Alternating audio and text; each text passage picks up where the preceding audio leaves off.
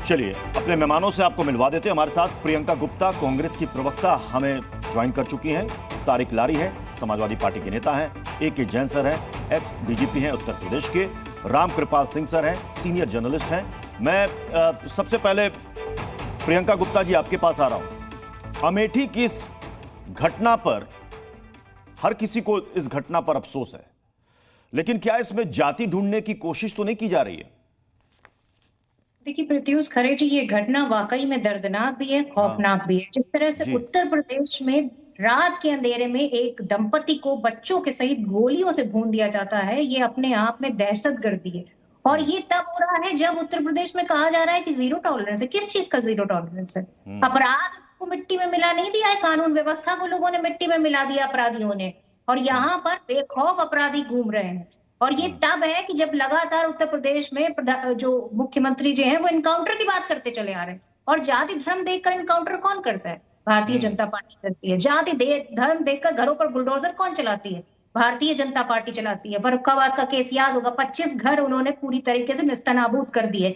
और इस जाड़े, इस गर्मी, इस बरसात के मौसम में उनको बाहर रहना पड़ेगा। घरों का इंतजाम नहीं किया गया, उनको सीधे सीधे घर से निकाल दिया गया। आप बताइए, आगरा की एक जो बेटी है वो उसको न्याय मिलने की, उसकी माँ कह रही है उसकी बेटी के साथ गैंग रेप होता है पर उसे न्याय नहीं मिलेगा, पैसा देकर वो अपराधी सब कुछ खरीद लेंगे। कानपुर में ये बेटी क्या करती है? कानपुर की बेटी जो है पूरी तरीके से असहाय महसूस करती है अपने आप को और आत्महत्या कर लेती है। मैं पूछना चाहती हूँ कि यही राज्य है? अभी 40 लाख की लूट फिर हुई है। ये उस लूट कांड के बाद हुआ है जिसमें पूरी तरीके से इन्होंने इनकाउंटर किए थे। क्या उत्तर प्रदेश में यही कानून व्यवस्था और इसी कानून व्यवस्था के उनके दम और हमने बीजेपी को भी बुलाया है इस बहस में शामिल होने के लिए, लेकिन अभी तक बीजेपी के प्रवक्ता डिबेट में नहीं आए हैं। हम उम्मीद करते हैं कि अभी काफी समय बाकी है, शायद बीजेपी के प्रवक्ता हमारे साथ जुड़ जाएं। मैं फिर से कह रहा हूं, आइए और इस बहस को ज्वाइन कीजिए। मैं बाकी मेहमानों का रुख करूं, उससे पहले मैं प्रीति श्रीवास्तव, अपनी सहयोगी का रुख करूंगा। प्रीति, ये बताइए कि इस मामले में पुलिस की कार्रवाई अब तक कहां तक पहुंची है? कितने अपराधी गिरफ्तार किए जा चुके हैं?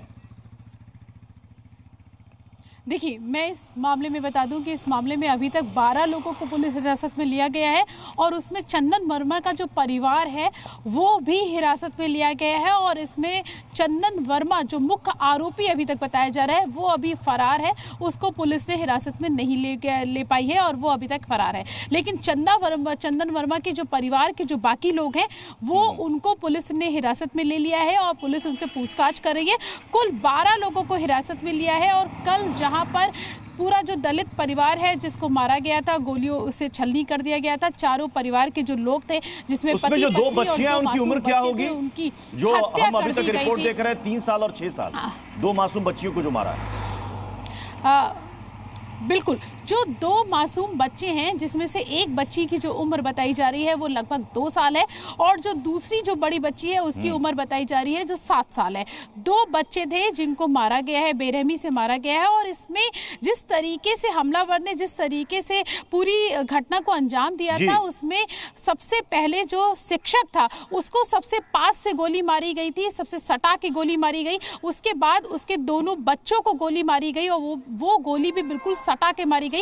उसके बाद सबसे प्रीति ये बता दीजिए, प्रीति जल्दी से ये बता दीजिए कितने बजे की एग्जैक्ट ये घटना है, हमलावर कितने थे और इसके पीछे जो वजह बताई जा रही है कि जो मुकदमा दर्ज कराया गया था चंदन वर्मा के खिलाफ, उसी के बदले में उसने ये करवाया।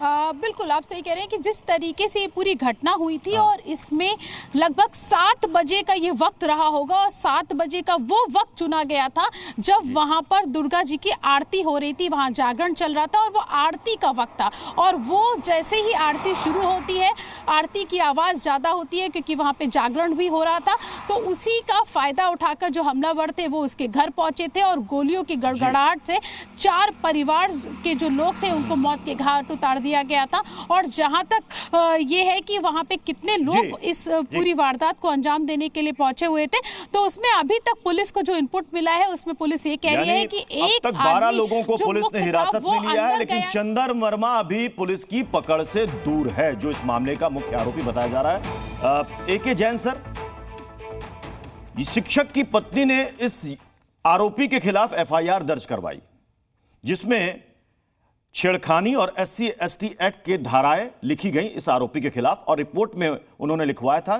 कि भविष्य में उसके या परिवार के साथ अगर कोई अनहोनी होती है तो उसके लिए यही युवक जिम्मेदार होगा। इसके बाद भी अगर इतना बेखौफ होकर ऐसी घटना को अंजाम दिया जा रहा है तो फिर क्या कहा जाए? पुलिस का कोई खौफ वौफ नहीं है? कानून का कोई खौफ नहीं अपराधियों में? ऐसा नहीं है, ऐसा नहीं है। मुझे ऐसा लगता है कि सिरफिरे व्यक्ति हैं, बहुत जल्दी अपने अंजाम तक पहुंच जाएंगे। कोई अपराधी बचने नहीं पाएगा, कोई भी अपराधी जो है वो न कहीं छिप नहीं पाएगा। मुझे पूरा विश्वास है कि 3-4 दिन के अंदर अंदर जो भी मारने वाले हैं सब सामने होंगे। जो अभियुक्त है, मुख्य अभियुक्त है, अभी उसका सत्यापन होना है कि वो मुख्य अभियुक्त है कि नहीं है। लगता है इसी घटना से संबंधित होगा, क्योंकि रायबरेली कोतवाली में ये मुकदमा लिखाया गया तो उसी से संबंधित लगता है। ठोस कार्रवाई होगी, आप कुछ इंतजार करें, ठोस कार्रवाई होगी। और देखिए, अपराधी सशस्त्र हैं, मैं फिर कहता हूं, ये सशस्त्र अपराधी हैं जिन्होंने घटना को कारित किया है। जब पुलिस पकड़ने जाएगी, गोली चलेगी तो वो मारे भी जाएंगे, पकड़े भी जाएंगे, गोली भी लगेगी, मारे भी, हो सकता है मारे भी जाएंगे। इसके लिए सबको तैयार रहना चाहिए, क्योंकि ये एक लगता है कि कुछ कभी कभी इसमें ये लोग जो पेशेवर हत्यारे होते हैं उनको भी एंगेज करके लाते हैं। हो सकता है पेशेवर हत्यारों के द्वारा अंजाम दिया गया हो, उसमें भी कार्रवाई होगी। ADG zone Lucknow, IG Faizabad जो अयोध्या हैं, दोनों मेरे साथ रहे, आउटस्टैंडिंग ऑफिसर्स हैं और सब लगे हुए हैं। और बहुत जल्दी दूध का दूध पानी का पानी हो जाएगा। रामकृपाल सर, जब यूपी सरकार कहती है कि अपराधियों के खिलाफ जीरो टॉलरेंस नीति पर हम काम कर रहे हैं और पुलिस ताबड़तोड़ एक्शन ले रही है, कई जगह अपराधी पकड़े जा रहे हैं, कई जगह मुठभेड़ हो रही है, अपराधी या तो लंगड़े हो जा रहे हैं या अपराधी मारे जा रहे हैं, इतना सब कुछ हो जाने के बावजूद अपराधी तो ऐसी घटनाओं को अंजाम दे रहे हैं, चाहे वो भले पेशेवर हों, उनको पैसा दिया होगा कि जाइए जाकर के आप किसी को मार दीजिए। ये अंदर खौफ तो है नहीं, इसका मतलब साफ है। बिल्कुल, देखिए जो भी हुआ है बहुत दुखद है और निश्चित तौर पर सरकार की जिम्मेदारी है कि अपराधियों को पकड़ के जितनी जल्दी हो सके लाया जाए। जो जैन साहब ने भी कहा, देखिए कोई भी समाज हो, हर समाज में ये तो नहीं हो सकता। उत्तर प्रदेश में बिल्कुल इस तरह खौफ हो गया है। खौफ कितना भी आप रख लें, आप देखिए जहां पे गर्दन काट दी जाती है, जहां सरिया कानून लागू है, अपराध वहां भी होते हैं। मेरा कहना यह है कि उत्तर प्रदेश में ये जो बात है कि अपराधी जीरो टॉलरेंस की बात है कि अगर कोई कुछ करेगा तो वो बच नहीं पाएगा। हमें ये देखना चाहिए, हालांकि इस तरह की घटनाएं न हो वही अच्छा है। कहीं ना कहीं से मैं मानता हूं कि सरकार की जिम्मेदारी है, निश्चित तौर पर कानून व्यवस्था की बात है। लेकिन एक चीज हमें, जैसे हम आलोचना के लिए नहीं कर रहे, जिससे मायावती जी ने भी जो कहा है बहुत ही, उसमें कहीं भी जातिवाद नहीं झलकता है।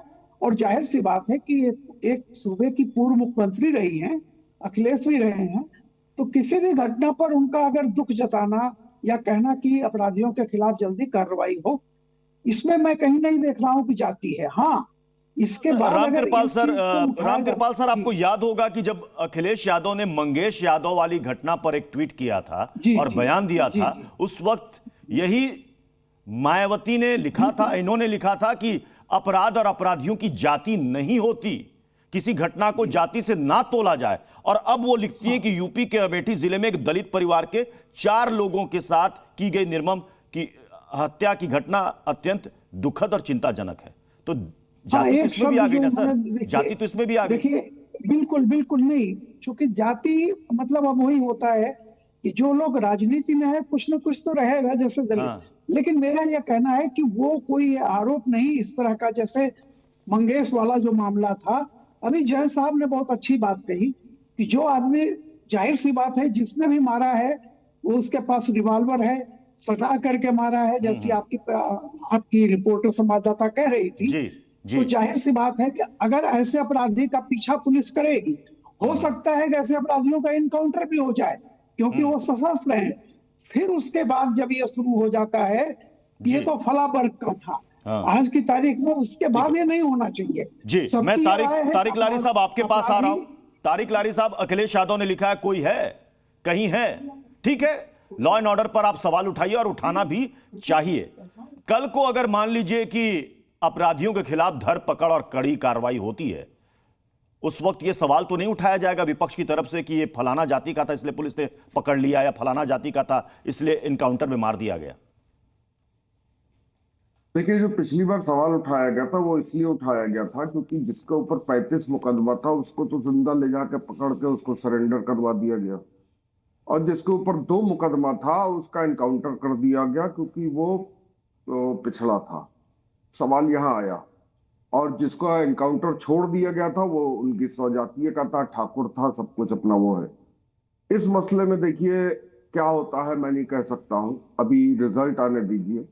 रिजल्ट आएगा तब पता चलेगा। जैसे जैन साहब ने कहा है कि वो लोग सशस्त्र हैं, कुछ भी कर सकते हैं, हो सकता है एनकाउंटर हो, और ये बहुत ही निर्मम हत्या है, बच्चों तक को नहीं छोड़ा है। एक लेडी की अस्मिता के साथ खिलवाड़ करने की कोशिश की गई, जो उसने विरोध किया। यहाँ पुलिस की लापरवाही साफ देखने को मिल रही है। मैं आपको एक अपना उदाहरण देता हूँ, दूसरे का छोड़ दीजिए। जैन साहब हमारे प्रकरण से मौजूद भी रहे, जब डीजी भी थे, आईजी भी थे, सब इनको जानकारी में है कि हम लोग के ऊपर भी हमले हुए, कई बार गोलियां चली हैं, ऐसा नहीं है कि नहीं चली हैं, खुद चली हैं। और बाकायदा जैन साहब ने हसनगंज थानेदार को सस्पेंड भी किया था जब ये लखनऊ आईजी थे, क्योंकि उसने प्रकरण को गंभीरता से नहीं लिया था। हम लोग घायल हुए थे, काफी गंभीर घायल हुए थे, हॉस्पिटलाइज थे 15 दिन तक, मैं भी और मेरे वालिद भी। तो कब जैन साहब जैसे लोग मौजूद हो तब तो कुछ काम भी हो सकता है। जैन साहब समझ रहे हैं कि आज भी वही जमाना चल रहा है, तो जैन साहब अब वो जमाना नहीं चल रहा है। अब आपको मैं लेटेस्ट उदाहरण फिर अपना देता हूं। 8 अगस्त की मुख्यमंत्री पोर्टल पे कंप्लेंट दर्ज होकर मेरे पास आया कि आपकी कंप्लेंट दर्ज हो गई है। 31 अगस्त को मैं बाहर था, मैंने कहा मैं लखनऊ आके अपने बयान दूंगा। 31 अगस्त को जो दरोगा के पास वो जांच गई थी, आईओ के पास जांच गई थी, उसने अपनी तरफ से रिपोर्ट लगाकर लिखकर भेज दिया कि लारी साहब इस पे कोई कार्रवाई नहीं चाहते हैं। आप समझ लीजिए पुलिस क्या कर रही है। और मैं आपको बता दे रहा हूं, आप तो अभी एक इंसिडेंट की बात कर रहे हैं, इंतजार करिए, तारिक अहमद लारी का भी यही हर्ष होगा, उसके दोनों बच्चे और बीवी और मेरा खुद का भी यही हर्ष होने वाला है। क्योंकि जो झगड़ा है हमारा वो भू माफियाओं से है, और कब्जा हमारी प्रॉपर्टी का किया गया है। बिल्कुल बता रहे, मेरी प्रॉपर्टी का किया गया है, और इसमें नाम लेने में मुझे गुरेज नहीं है। वो आदमी वो है, आप बड़ी बात कह रहे हैं और आशंका जाहिर कर रहे हैं लारी साहब, आप बहुत बड़ी बात कह रहे हैं और आशंका जाहिर कर रहे हैं कि आपके और आपके परिवार के साथ भी ऐसा कुछ हो सकता है घटित।